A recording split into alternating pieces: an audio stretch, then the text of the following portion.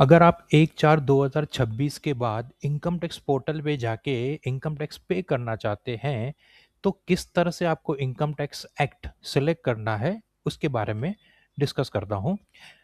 Hello everyone, जैसे कि आप जानते हैं कि 1 अप्रैल 2026 से इनकम टैक्स एक्ट 2025 एप्लीकेबल हो चुका है। पर ऐसा ऑब्ज़र्व किया गया है कि जब इनकम टैक्स पोर्टल पे पेमेंट करनी है, जैसे कि सेल्फ असेसमेंट टैक्स अगर 1 अप्रैल 2026 के बाद सेल्फ असेसमेंट टैक्स पे करना है या टीडीएस का पेमेंट करना है या टीसीएस का पेमेंट करना है, तो एक दे ऑब्ज़र्व किया गया है कि टैक्स के पेयर के माइंड में कन्फ्यूज़न है क्योंकि वो अप्रैल 26 में पेमेंट कर रहे हैं, तो उनको कन्फ्यूज़न है कि एक्ट कौन-सा सेलेक्ट करना है, क्या 1961 एक्ट सेलेक्ट करना है या इनकम टैक्स एक्ट 2025 सेलेक्ट करना है। तो सबसे पहले इम्पोर्टेंट चीज़ ये समझना है कि जो आप पेमेंट कर रहे हैं वो कौन से पीरियड का है। आप कब पेमेंट कर रहे हैं वो इम्पोर्टेंट नहीं है यहाँ पे। यहाँ पे इम्पोर्टेंट है कि आप कौन से पीरियड का पेमेंट कर रहे हैं।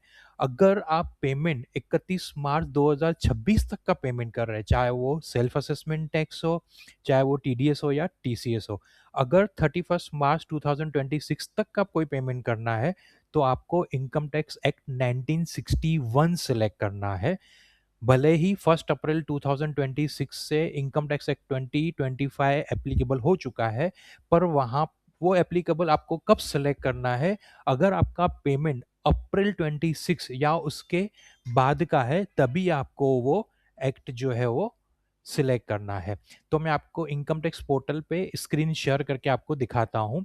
आपने लॉगिन कर दिया होगा इनकम टैक्स पोर्टल पे, मैं अज़्यूम कर रहा हूँ। इनकम टैक्स पोर्टल पे लॉगिन करने के बाद जैसे ही आप ई फाइल के अंदर ई पे टैक्स ऑप्शन पे जाते हैं, तो by default income tax act 2025 दिख रहा है।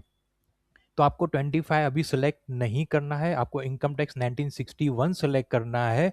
अगर आपका पेमेंट चाहे वो सेल्फ असेसमेंट टैक्स हो, चाहे टीडीएस हो, चाहे टीसीएस हो, तो आपको इनकम टैक्स एक्ट 1961 ही सिलेक्ट करना है और फिर यहाँ पे कंटिन्यू करना है। फिर न्यू पेमेंट जैसे आप हमेशा करते हैं, पहले भी करते थे, उसी तरह से न्यू पेमेंट सेलेक्ट करके आपको इनकम टैक्स पे करना है या आपका कोई डिमांड आया है वो पे करना है। जो भी अलग-अलग टैक्सेस है आपको यहाँ से सिलेक्ट करके आपको पे करना है। मान लीजिए आपको सेल्फ असेसमेंट टैक्स पे करना है, तो आप यहाँ पे देखेंगे सेल्फ असेसमेंट टैक्स का ऑप्शन है और प्रोसीड करना है। फिर यहाँ से आपको असेसमेंट ईयर 26-27 सेलेक्ट करना है। असेसमेंट ईयर 26-27 इसका मतलब ये हुआ कि जो फाइनेंशियल ईयर 25-26 31 मार्च 26 को कंप्लीट हुआ, उसका असेसमेंट ईयर है 26-27। तो आपको यहाँ पे असेसमेंट ईयर 26-27 या अगर सपोज़ करो आपको पेमेंट जो है वो 26-27 के पहले का है, तो भी आप यहाँ से वो सिलेक्ट करके आप पे कर सकते हो। बाकी जो प्रोसेस हमेशा आप करते आए हैं, वो सिमिलर है। तो इस वीडियो का पर्पज़ ये था कि इनिशियली आपको जो ई-पे टैक्स में जा रहे थे, तो आपको कौन-सा एक्ट सेलेक्ट करना है, वो मुझे समझाना ज़रूरी था। तो आपको मैंने बताया किस तरह से आपको एक्ट सेलेक्ट करना है और आपको किस तरह से पेमेंट करना है। आपको ये मैं स्क्रीन जो है वो और आपको जो स्टेप्स फ़ॉलो करने हैं, वो आपको मैं इस वीडियो को आपके साथ शेयर करता हूँ ताकि आपको आगे आने वाले टाइम में जब भी ये पेमेंट करना हो, तो आपको ये कोई कन्फ्यूज़न नहीं हो। अगर आपको लगता है इसमें आपको कुछ और समझना है, तो आप मुझे मेरे नंबर पे कॉल कीजिए जो आपको इस वीडियो के एंड में आपको मिलेगा। आप कॉल करके आप मेरे से क्वेरी डिस्कस कर सकते हैं, आपकी जो प्रॉब्लम्स है आप शेयर कर सकते हैं और मैं आपको इसमें गाइड करूँगा। Thank you.